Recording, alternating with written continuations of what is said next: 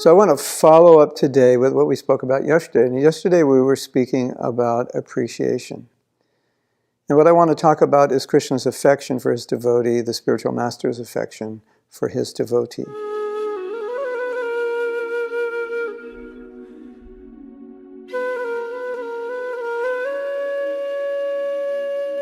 Sometimes devotees feel, and I understand why, that Krishna doesn't love me, or my spiritual master doesn't care for me because he hasn't said anything to that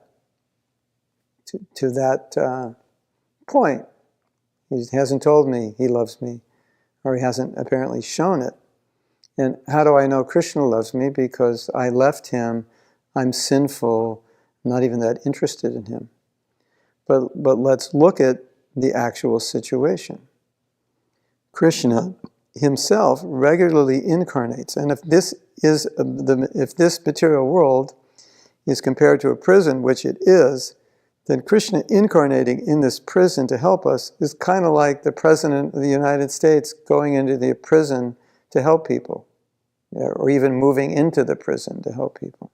So why would Krishna come incarnation after incarnation if he didn't really care for us and didn't love us? And why would he give us a way to live in the prison through yajna, through following Shastra, where we could actually be peaceful here? We wouldn't have to suffer much if he didn't care. And why would he create the earth in a way that grows all this wonderful food and so many other things that he gives us? Let's speak of the basics like water and fire and air.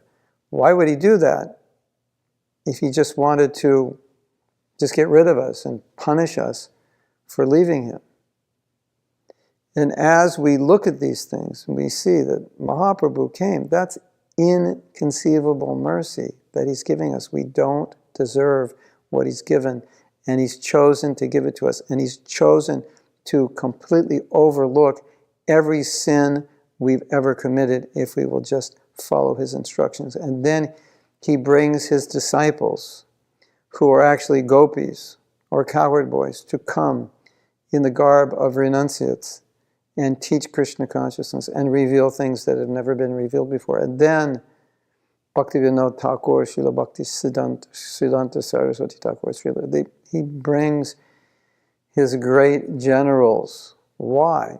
Because he loves us. So to say that Krishna doesn't love us, it doesn't make any logical sense when in every way he's showing his love.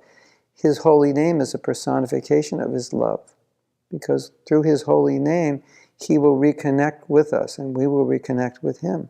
And he wants that connection. And therefore it can't be anything but his love. And when you chant, you can feel that love. You can feel that Krishna is calling. Although you're calling Krishna, you can feel that he's calling you back through the holy name. So what more convincing do you need that Krishna loves you, that he's willing to give you a mantra that will call you back? No matter what you've done in the past, no matter how you're thinking at the present, still he's calling you through the holy name. So if you're ever feeling that Krishna doesn't love you, you can see there's no evidence.